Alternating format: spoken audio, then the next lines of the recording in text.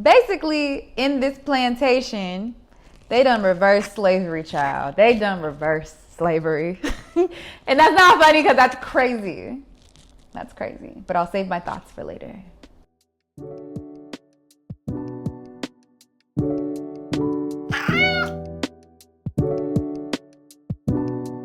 Hi, hello, and welcome to the Cozy Little Book Club.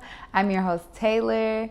Thank you so much for joining. Today, we're taking you on a super intense thriller that will definitely keep you on the edge of your seat. And I'm also excited to say that this is the first book that is written by a man that I'm reviewing, at least. So it's a first for the channel, and so we're excited for that. Woohoo! Today, we're talking about The Dark and Twisted 40 Acres by Dwayne Alexander Smith. There is so much to uncover with this story, so let's just get into it. I do want to put out a trigger warning because there are various forms of abuse and extremism. Honestly, I've been putting out a lot of trigger warnings before my book, so it's kind of making me think, what kind of books am I reading? That they're all just so triggering or potentially triggering. It's a little crazy, but let's just get into it. We'll talk about that another time. Now, on to the story. The story is set in New York City, and it's based on a young up-and-coming civil rights attorney by the name of Martin Gray, who I want to point out is Black. He and his small firm have just been thrust into the spotlight after he just won a huge legal battle against a major corporation. It's a really big deal for he and his wife Anna, who with all this new attention will land more cases, bigger cases, and a lot more money. And now that puts Martin on everyone's radar. And that includes another attorney by the name of Damon Darrell. Damon is another successful Black attorney in the city. After his big win, Damon extends an invite to Martin and Anna to his own personal dinner party.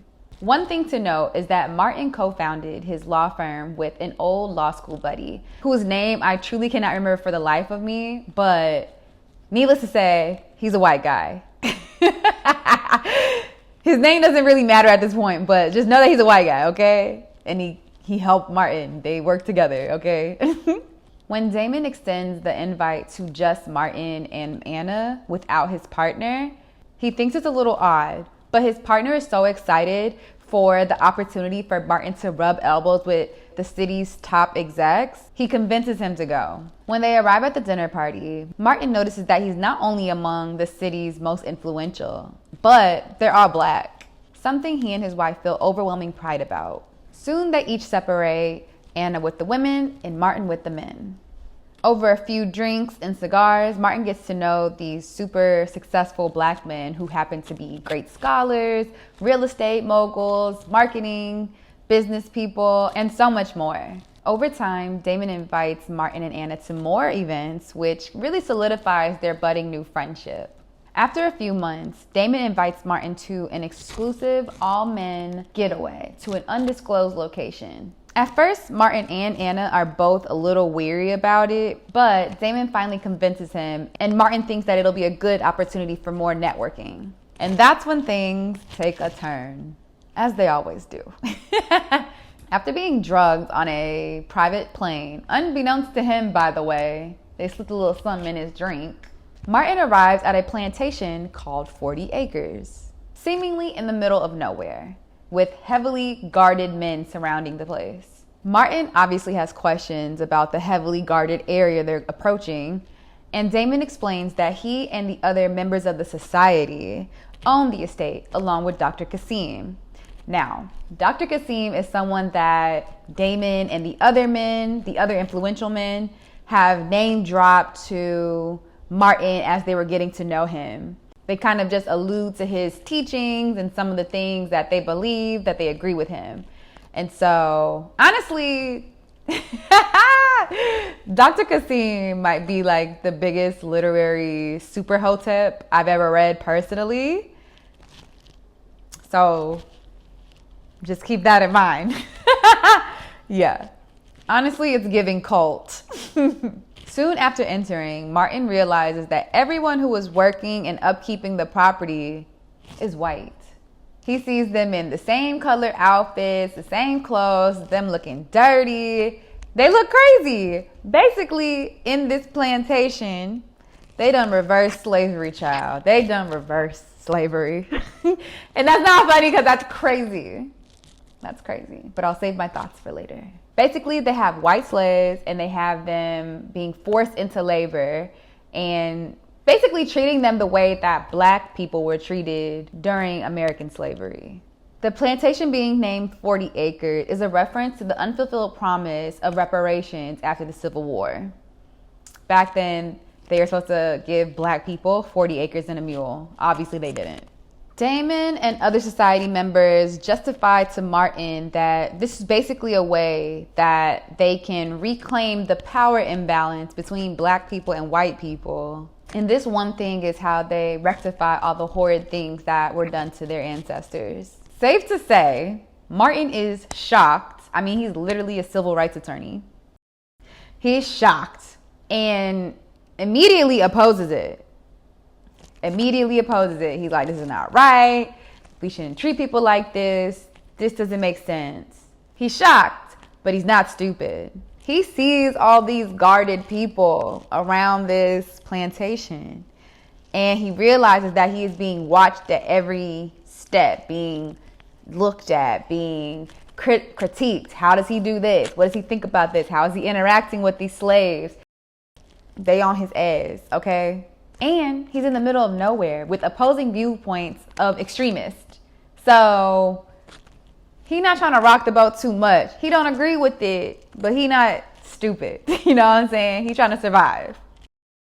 So essentially, the other society members look at Martin as a kind of recruit, and they expect him to do the things that they do. I don't want to say it's like a frat, but it is. They're initiating him, and they want him to do the things. But Damon knows Martin better than the other guys, and he knows that Martin is not going. And so he tries to coax him into his thing. It's justified, but deep down, Martin knows that what they're doing is f***ed up. With no access to the outside world, I'm talking no phone, no computer, nothing. They took all his shit before he entered this compound. He pretty much has to survive the whole weekend so that he can expose them and tell them of the horrid things that are happening. And peep that they didn't let him know where he was. They drugged him they drugged him on the plane so he would fall asleep so that he wouldn't know where they were going. Because he was asking too many questions, you know. He was like, if we're going this way, why the plane going this way? Because he's smart, you know. And they were like, we got to shut him up. So they drugged him and my boy was smacked. And so now he don't know where he's at. So it's just kind of crazy, honestly. So while he's trying to figure out how he's going to survive this, he's also kind of rationalizing with himself and having his own kind of internal conflict. He understands how these men have got to this point. You know, they're tired, they're fed up with how people have treated them, not just them, but black people as a whole. He understands where they're coming from. However, morally, and as a human being, he still recognizes that what they're doing is still wrong. Wrong as hell. You shouldn't enslave people. So as he understands that he's being watched, he's trying to figure out, how am I going to survive this whole weekend? You know, these people are watching me. I am being told to abuse these people. How am I going to navigate this? How am I going to survive and see my wife? He's thinking about all these scary things. What about my wife? What about my family? What about my law firm? What about these people? How are they going to get home to their families? Like, he's thinking about all these things. The gears in his mind are rapidly moving, you know? But soon his back is against the wall because he just can't stand to do all these crazy things. So he tries to run away. And I'm going to just leave it at that, because if I tell you any more, that really is giving away most of the story. So yeah, it's crazy. I would say that the themes of this book are definitely rooted in power dynamics, race, and honestly just getting revenge by any means necessary, no matter how morally bankrupt it is. Now, I will say that there were plenty of things that I did. I don't know if I would say that I enjoyed this book, but I would say that there were things that I thought were interesting and enjoyable from a storytelling perspective. First, I am someone who loves a thriller, whether it be a book, whether it be a television show or a movie. I love a thriller. I love a, oh shit. I love a, you thought it was this, it ain't. It's this, it's not that. You know, I love a switch up, okay? I kind of like it in my music too, but that's neither here nor there. I like a switch up. I like thinking it's gonna go this way and it turns abruptly, okay? Overall, this book was such a, excuse my French, it was a mind f***, pure and simple. The layers of detail from how they kidnapped these white people and brought them to this damn compound, to all the investigative work they did to make sure that Martin was down to be a part of their society, to even them manipulating separation and causing friction between Martin and his partner, his firm partner. All those things and those little manipulative intricacies, they were immaculate and meticulous. And so I appreciated that. I really appreciated that. It's like we're dedicated to the story, okay? Like, we not playing. So, you know, shout out to Dwayne Alexander Smith, because the concept and the execution I thought were really good. And really, I couldn't stop reading it. I had to know. It was just so much wild shit. I had to keep reading it. I had to know what's going to happen next. Is he going to survive? And then the things that they uncovered throughout the story, chef's kiss. You know what I'm saying? People be crazy. That's also what I learned about this book. Which I didn't need this book to tell me, but people be crazy. And just reiterated that. Second, though these people were ultimately evil, before we knew that they were evil, it was really good to see so many successful Black people hanging out with each other, trying to uplift each other, although for evil reasons. So before that, like again, before we knew that, it was nice, and I think it's a good representation. Now, what I didn't like about the book, there were parts that I just thought were a bit much. I don't need to read all the abuse scenes. We all know, as Black people and people who live in America, hopefully, I don't know what they're teaching these kids in school. People, I can only speak for Black people. We know our history. So what I didn't like was that they were trying to really get into the nitty gritty of what they used to do to Black slaves and recreating it for these white people. Wasn't a fan of that. Wasn't a fan of them trying to force sex on these women and beating their ass and having them in terrible conditions, working them till they die.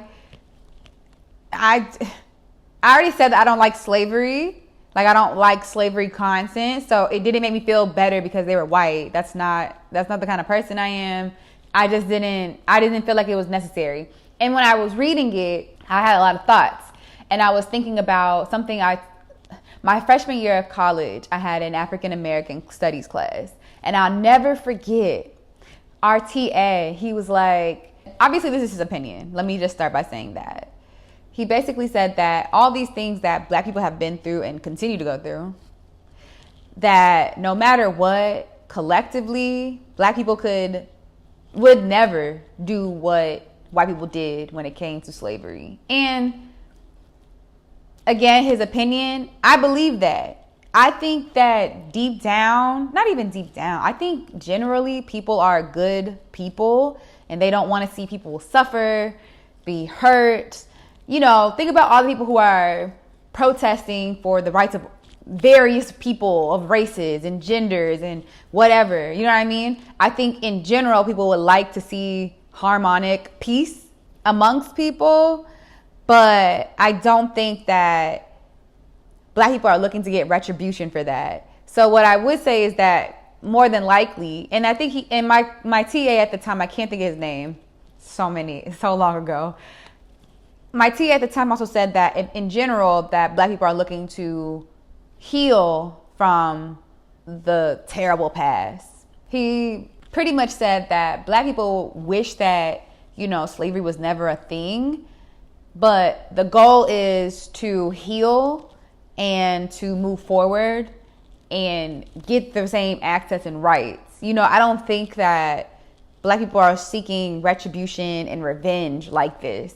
I don't think that, again, I personally think that most people are generally good and that they don't want to see other people suffering. So watching these men take a lot of joy in abusing these people and just running them into the ground, that was uncomfortable and not a great feeling for me.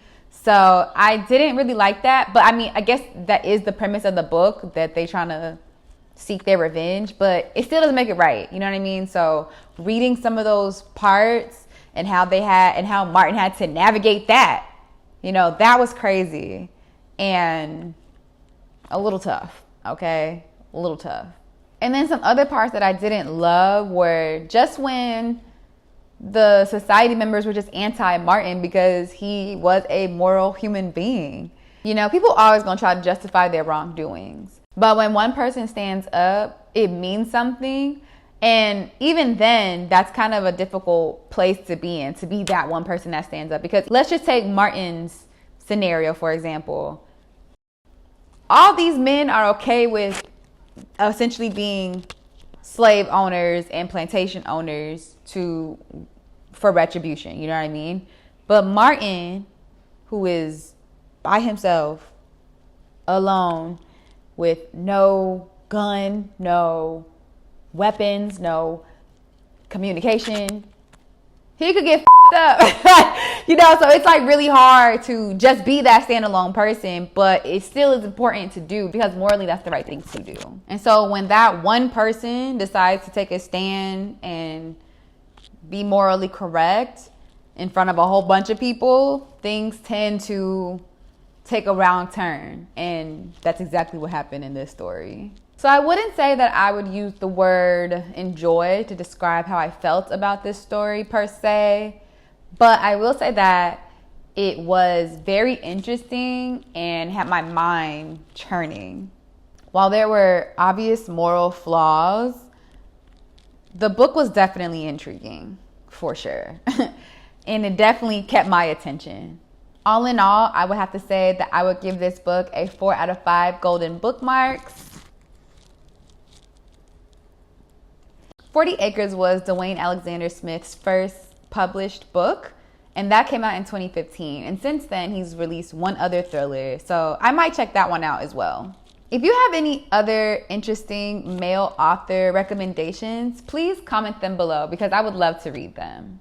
I think that it's not only cool to get the perspective of a man, but I think it could be useful and telling, informational, I would say, because you can just get different thought processes. And so I can appreciate that. And that wraps up another episode of the Cozy Little Book Club. Thanks so much for tuning in. If you've made it to the end, please leave a little stack of book emoji. And if you've read the book, please let me know what your thoughts were. Did you like it? Did you think it was right? Did you think it was wrong? I want to hear your thoughts. Be sure to subscribe and hit that notification bell to let you know each time that Boo and I drop an episode each week. Thanks again for tuning in. I really appreciate it. And I hope y'all have a lovely day. And remember, when you open a book, you open your mind. Until next time, peace. I really just want to show y'all Hotep Cynthia. Hotep Cynthia. Cynthia, she's a really cool dancer. Cynthia, groove it to the groove now. She's a something, yeah. Cynthia, she's a really cool dancer. Cynthia, move it to the groove now. Here we go. That song was a bop. That song was a bop.